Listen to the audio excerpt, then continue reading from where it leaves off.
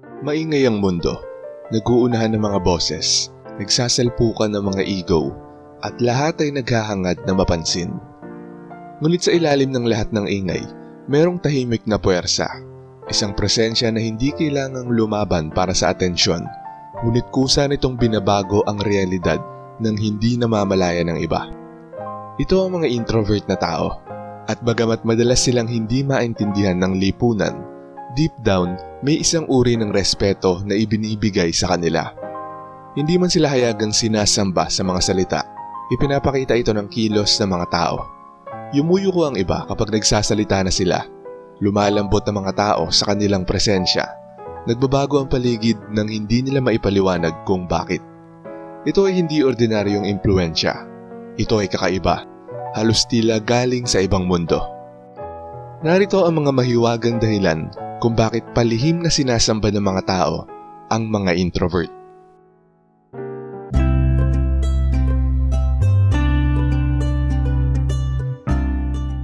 Number 1. Ina-absorb ng mga introvert ang kaguluhan ng isang silid nang walang nakakapansin. May kakaibang hiwaga kung paano nakakapasok ang mga introvert sa isang silid na puno ng ingay, tensyon o nakatagong galit. At tila na-absorb nila ang lahat ng yon nang walang ipinapakitang reaksyon. Habang ang iba ay nadadala ng bagyo, tumatawa ng sobra, nagagalit ng biglaan, o nadadala ng emosyon, ang mga introvert ay nananatiling tahimik, gaya ng malalim na tubig na walang ingay na nilulunok ang kulog. Ang mas nakakapagtaka, hindi talaga nawawala ang kaguluhan, parang lumilipat lang. Umaalis ang mga tao sa silid na mas magaan ang pakiramdam, mas payapa at hindi nila maipaliwanag kung bakit. Samantalang ang mga introvert ay tahimik na nagbubuhat ng bigat, gaya ng isang sisidlan na sumisipsip sa lahat ng mga hindi masabi ng iba. Kadalasan hindi napapansin ng mga tao na nangyari ang ganitong transaksyon, ngunit sa kaibuturan nila, may pasasalamat silang hindi maipahayag.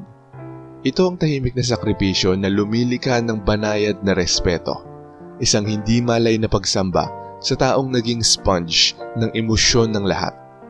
Kahit walang salitang binibitawan, ang mga introvert ay tumatanggap ng mga bagyong hindi kayang pasanin ng iba, at kahit hindi nakikita, daman ng lahat ang hiwaga at kusa silang yumuyuko rito kahit sa katahimikan lamang. Number 2. May panloob na radyo ang mga introvert na nakikinig sa mga frequency na hindi marinig ng iba.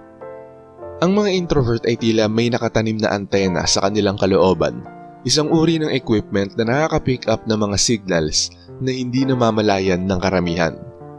Habang abala ang iba sa pagtugon sa malalakas na mga salita o sobra-sobrang kilos ng katawan, ang mga introvert ay nakakapansin ng mga maliliit na galaw na halos hindi nakikita.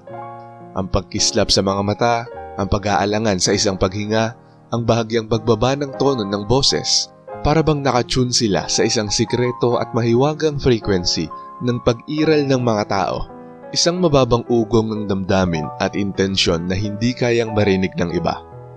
Tinatawag ito ng ilan bilang empatiya, ngunit higit pa rito, parang lampas ito sa lohika, halos supernatural. Sa kanilang presensya, nakakaramdam ang mga tao na nakikita sila sa paraang hindi nila inaasahan, parang may tumingin sa ilalim ng kanilang maskara nang hindi humihingi ng paintulot. Nakakababa ito, ngunit sabay ring nakakahalina. Hindi man ito namamalayan, sa kaibuturan may tahimik na pagsamba ang mga tao sa mga introvert. Dahil alam nilang may kakayahan sila na marinig ang mga bulong na hindi sinasabi, mabasa ang mga katotohanang hindi binabanggit, at maglakad sa gitna ng lahat ng iyon nang may kakaibang kasiguruhan. Hindi na ito basta kasanayang panlipunan. Ito ay tila isang espiritual na regalo. Number 3, kaya ng mga introvert burahin ang kanilang aura kung kailan nila gusto. Isa sa mga pinakakaibang katangian ng mga introvert ay ang kanilang kakayahang maglaho ng hindi man lang kumikilos. Hindi nila kailangan ng mahika o anumang pagtatakip. Sapat na ang ibaba nila ang kanilang enerhiya, bawiin ang kanilang presensya, at bigla nilang tila natunaw sila sa mga anino. Nakakalimutan ng mga tao sa isang silid na naroon sila hanggang sa muli silang sumulpot sa pamamagitan ng isang salita o isang tingin na ikinagugulat ng lahat. Hindi tulad ng mga taong desperadong humahabol sa pansin, ginagamit ng mga introvert ang invisibility bilang isang uri ng sining. Ang kanilang biglang pagkawala ay hindi dahil sa hiya. Ito ay isang anyo ng kontrol. Alam nila kung paano maging hindi nakikita kung nanaisin nila. At dito pumapasok ang misteryo. Kusang nirerespeto at sinasamba ng mga tao ang ganitong kapangyarihan, sapagkat sa isang mundong obsessed sa pagiging nakikita, ang isang taong kayang maging hindi nakikita ay halos parang banal, gaya ng isang multong dahan-dahang dumudulas sa pagitan ng realidad. Ngunit ang pinaka-nakakakilabot, kapag nanaisin nila, kaya nilang muling buksan ang kanilang presensya at biglang sumiklab sa liwanag ng atensyon, sobrang tindi na hindi mo sila kayang baliwalain. Ang biglang pagbabagong yon ang nag-iiwan sa mga tao na tila minumulto ng kanilang presensya kahit matagal lang natapos ang sandali. Number 4. Mga dalubhasa ang mga introvert sa energy conservation. Karamihan sa mga tao ay ikinakalat ang kanilang sarili kung saan-saan. Ang kanilang mood ay tumatagas sa bawat usapan, ang emosyon ay bumubuhos kahit sa mga estranghero, at ang kanilang presensya ay parang kuryenteng laging kumikislap at nag-iingay. Ang mga introvert ay kabaliktaran. Iniipon, binabantayan at maingat nilang kinokontrol ang kanilang enerhiya na para bang sinaunang bateryang may itinatagong kapangyarihan. Likas na alam nila kung kailan magsasalita, kung kailan naatras, kung kailan magbibigay at kung kailan mananatiling tahimik. Ang maingat na pag-agos na ito ang nagbibigay sa mga tao ng pakiramdam na ang mga introvert ay may nakatagong reserba. Isang bagay na malalim, misteryoso at hindi basta-basta mahahawakan. Para bang may bitbit silang lakas na hindi talaga nakalaan para sa karaniwang pagpapakita. Kusang sinasamba ng mga tao ang ganitong uri ng pagpipigil dahil napakalayo ng pagkakaiba nito sa pag-aaksaya ng enerhiya ng karamihan. Sa isang paraan ng mga introvert ay nagsasakatawan ng karunungan ng mga sinaunang pantas. Ang kaalamang ang kapangyarihang hindi ginastos ay kapangyarihang nananatiling buo. At habang ang iba ay pagod na at wasak, ang mga introvert ay nananatiling tahimik na puno, nagliliwanag sa isang uri ng hindi nakikitang sigla na pumupukaw ng paghanga kahit mula sa mga taong hindi maipaliwanag kung bakit. Number 5, nakakalakad ang mga introvert sa gitna ng mga tao nang hindi apektado, ngunit nagiiwan ng mga tanong. Merong halos supernatural na aura sa tuwing makikita ang mga introvert na dumaraan sa gitna ng maraming tao. Hindi sila sumisiksik para makapasok, ni hindi sila nagmamakaawa para mapansin. Dumudulas lamang sila, para bang hindi sila nadadampian ng ingay, mga usapan o tulakan ng mga katawan. Hindi ito simpleng paglayo o malamig na pag-iwas. Ito ay isang uri ng panloob na katahimikan na nagsisilbing sandata. Habang ang iba ay nalulunod sa mga small talks, tawanan at pagkabalisa, ang mga introvert ay gumagalaw na parang anino. Naroroon ngunit hindi naaabala. At dito pumapasok ang paradox na bagamat tila hindi sila apektado, nagiiwan sila ng mga alon. Hindi mapigilan ng mga tao ang mapatingin muli sa kanila at paulit-ulit na naaalala ang kanilang pagdaan sa kanilang isipan. May kung anong misteryo sa kanilang katahimikan, sa kanilang mga mata o sa kalmadong galaw ng kanilang hakbang na nananatili para bang bahagyang nabaluktot ang realidad nung sila ay dumaan. Dito nagiging hindi maikakaila ang kanilang tahimik na magnetism. Hindi tulad ng mga extrovert na ipinapahayag ang kanilang presensya sa lakas ng boses. Ang mga introvert ay tahimik na binabago ang atmosphere sa paligid. Hindi sila umaarte, ngunit yumuyuko ang hangin sa kanilang paligid. At napapansin ito ng mga tao, minsan nang hindi man lang nila namamalayan kung bakit. Halimbawa, isang katrabaho ang bigla nilang mag-iisip tungkol sa kanila. Isang estranghero ang mas natatandaan ang paraan ng kanilang paglalakad kaysa sa mga boses na kanilang narinig. Hindi ito tradisyonal na karisma, mas malalim, mas mahiwaga, mas malapit sa gravity. Hinahatak nila ang mga tao nang hindi humihingi ng pahintulot, dinadalaw at binabagabag sa pinakamaingat ngunit pinakamakapangyarihang paraan. Hindi ito hayagang sinasabi ng mga tao, ngunit sa kakaibang bakas na iniiwan ng mga introvert sa mahiwagang alaala ng kanilang pagdaan, merong isang uri ng hindi sinasabi ngunit tiyak na respeto, na halos pagsamba. Number 6, taglay ng mga introvert ang sinaunang katahimikan. Iba ang katahimikan kapag ito ay nasa mga introvert. Hindi lang ito simpleng hindi nagsasalita. Ito ay isang uri ng panloob na kapayapaan na tila mas sinauna pa kaysa sa mismong panahon. May bigat itong dala, gaya ng pakiramdam ng pag-upo sa tabi ng bundok o pagtitig sa kalaliman ng kalawakan. Madalas hindi mapalagay ang mga tao sa presensyang ito, ngunit tila naaakit sila dito. Sapagkat para bang may pahiwatig ito ng isang bagay na lampas sa personalidad, isang bagay na mas sinauna pa sa tao, halos primordial. Kapag tahimik na nakaupo ang isang introvert, hindi namamalaya ng mga tao, ngunit bumabagal ang galaw nila, na para bang muling natutuntun nila ang isang matagal nang nakalimutang ritmo ng pag-iral. Sa sandaling yun nagiging malinaw na ang mga introvert ay hindi lamang tahimik. Sila ay konektado sa isang sinaunang katahimikan na matagal nang naputol ang ugnayan sa karamihan. At sa isang mundong nilalamon ng ingay, ang katahimikang ito ay nagiging sagrado. Pinahahalagahan ito ng mga tao. Sinasamba kahit hindi nila namamalayan. Sapagkat ipinapaalala nito ang isang bagay na walang hanggan, hindi matitinag at desperado nilang hinahanap, ngunit hindi nila mabigyan ng pangalan. Number 7, hindi sinasadyang nire-reprogram ng mga introvert ang ibang tao. Madalas, matapos makasalamuha ang mga introvert, may kakaibang pagbabago sa mga tao, kahit hindi nila alam kung bakit. Pagkatapos ng isang pag-uusap, o kahit simpleng pagtambay lamang sa kanilang presensya, napapansin ng iba na bumabagal ang kanilang galaw, nagsisimulang kwestiyonin ang kanilang mga nakasanayan at muling sinusuri ang kanilang mga desisyon.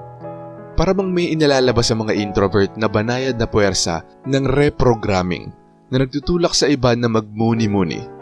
Ang pinaka nakakamangha, hindi man lang nila ito sinisikap gawin. Hindi sila nangangaral, hindi sila nagtutulak ng mga payo. Sila mismo ang nagiging frequency na nagpapakilos sa mga tao upang magbago ng direksyon. At dito nagmumula ang tahimik na pagsamba ng iba. Sapagkat sa presensya ng isang introvert, pakiramdam nila ay nagkakaroon sila ng bihirang pagkakataon na makalabas mula sa autopilot ng pang-araw-araw na buhay. Ang mga introvert ay hindi lamang basta tao, nagiging parang tuning fork sila, isang kasangkapang muling nagtutono sa iba patungo sa mas tunay na bersyon ng kanilang sarili. Minsan ito ay katahimikan na nagpapakalma sa kaguluhan ng isang tao. Minsan ito ay isang banayad na sulyap na gumigising sa isang matagal nang nakabaong kaisipan. Ngunit alinman dito, ang epekto ay pareho. Tahimik nilang binabago ang agos sa loob ng ibang tao. Number 8. Naglalabas ang mga introvert ng isang untouchable aura ng pagiging pribado. Madalas ang mga introvert ay naglalabas ng presensyang tila sarado, ngunit hindi ito parang depensa, kundi parang kabanalan. Ang kanilang pagiging pribado ay hindi tulad ng pader na humaharang, kundi tulad ng templo na dapat igalang. Ramdam ng mga tao na may buong universe sa loob nila, mga kalawakang hindi mahahawakan, hindi makikita at hindi maibabahagi. At ang nakakapagtaka, ito mismong pagiging hindi maabot ang nagiging dahilan ng pagsamba sa kanila ng mga tao. Likas sa mga tao ang magnasa sa mga bagay na hindi nila makukuha. Ang mga introvert ay eksaktong sumasakatawan sa puwang na yon.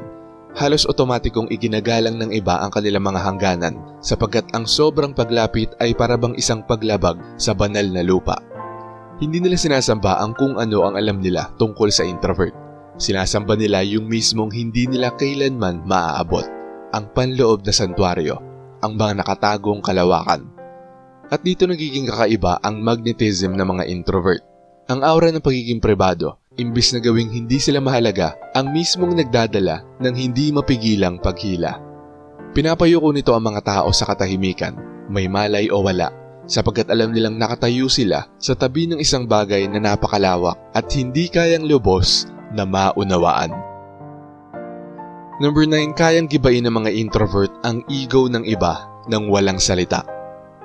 Hindi kailangan ng mga introvert na makipagtalo, mangaral o direktang kumontra para buwagin ang kayabangan. Sapat na ang kanilang presensya at ang mismong katahimikan nila ay nagiging sandatang mas matalim kaysa sa anumang dila.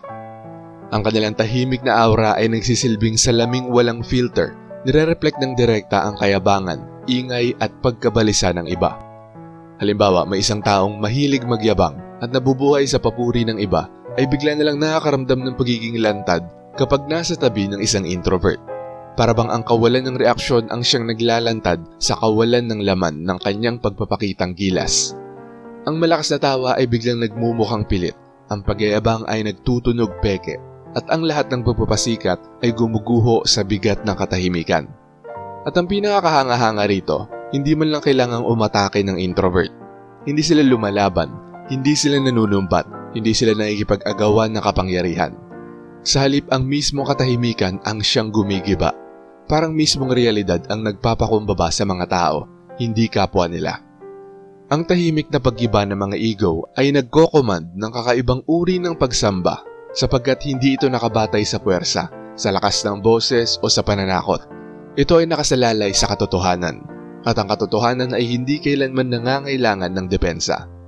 Likas na nararamdaman ng mga tao na ang mga introvert ay may hawak na kapangyarihang mas malalim kaysa sa anumang argumento. Ang kapangyarihang iparamdam sa isang tao ang kanilang ipinagmamalaking kumpiyansa ay ingay lamang, at ang kanilang persona ay hinabi mula sa mga marurupok na sinulid. At sa hindi komportabling pagkilalang yon, kusa silang yumuyuko, minsan ang hindi nila namamalayan, sa taong hindi man lang nagtaas ng boses. At ang pagsamba sa ganitong anyo ay nagmumula sa paghanga, sa respeto at sa pagkilala na may mga pagkakataong ang katahimikan ay mas makapangyarihan kaysa sa libo-libong salita. At number 10, umiiral ang mga introvert gaya ng isang nakatagong constellation. Marahil ang pinakakaakit-akit na dahilan kung bakit palihim na sinasamba ng mga tao ang mga introvert ay dahil umiiral sila gaya ng mga nakatagong constellation. Hindi sila yung mga bituing nakakasilaw na sumisigaw ng atensyon. Sila yung mga tahimik na liwanag na nakakalat sa kalangitan. Madalas hindi agad napapansin, ngunit mahalagang bahagi ng mas malaking larawan. Hindi mo sila laging nakikita sa unang tingin, pero kapag huminto ka at pinagdugtong-dugtong ang mga toldok, mapapansin mong sila pala ang humuhubog sa kabuuang anyo mula pa sa simula. Ang impluensya nila ay banayad, nakaikot sa gilid ng mga usapan, nakatatak sa maliliit na kilos, nararamdaman sa mga pagbabago ng damdamin na walang makapaliwanag. Sa unang tingin parang wala, ngunit kapag nakita mo na, hindi mo na kayang hindi pansinin at mauunawaan mong ang buong kalangitan ay hindi buo kung wala sila. Sa maraming paraan sila ang mga arkitekto ng mga bagay na hindi nakikita. Hindi sila humahabol ng pagkilala, pero tahimik silang gumagalaw ng mga piraso, nagpapabago ng mga atmosphere, at nag-iiwan ng mga bakas na tumatagal kaysa sa ingay ng mga pilit na nagpapasikat. Sinasamba ng mga tao ang lihim na papel na ito dahil tila cosmic ito at halos espiritual na parang nadiskubre nila ang isang sikretong mapa ng universe na nariyan na mulat sa pool ngunit kailangang tiyagain para makita. Merong isang uri ng pag-iral sa kanila na walang hanggan. Hindi sila nagmamadaling madiskubre ngunit ang mismong kalikasan nila ang nagtutulak na mapansin sila.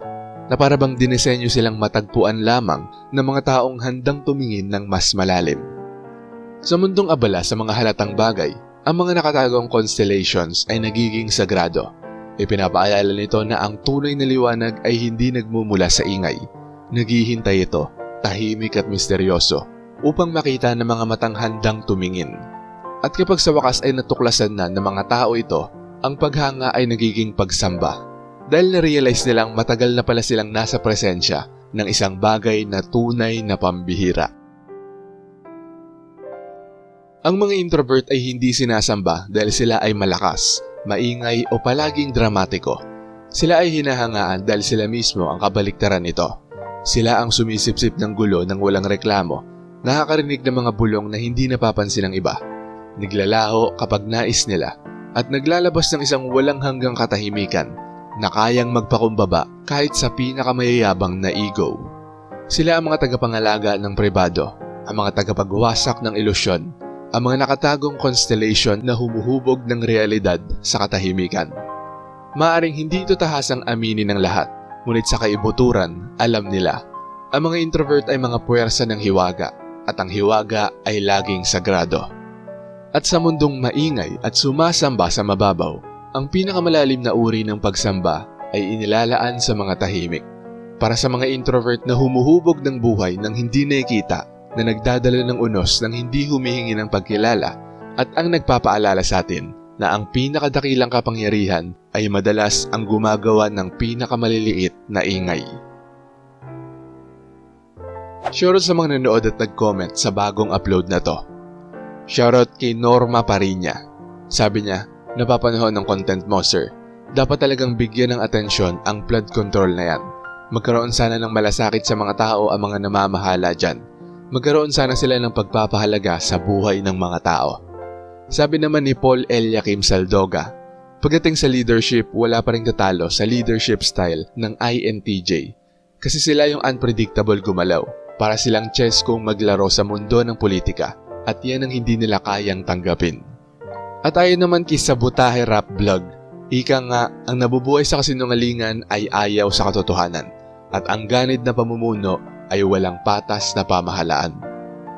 At shoutout kay Joel Estrada Manaog, Rebecca Ogata, Avelino Bernardo, Marie D. Lightworker, Danilo Combal, Ramlat, Iragyob Otebrek, Julkhan Abirin, RJ Mera, Annalyn Granada, Pax Tumulak, Junjun Perang, Lorena Bintas, Kay Molino, Cathy, at kay Edmundo Jornadal Jr.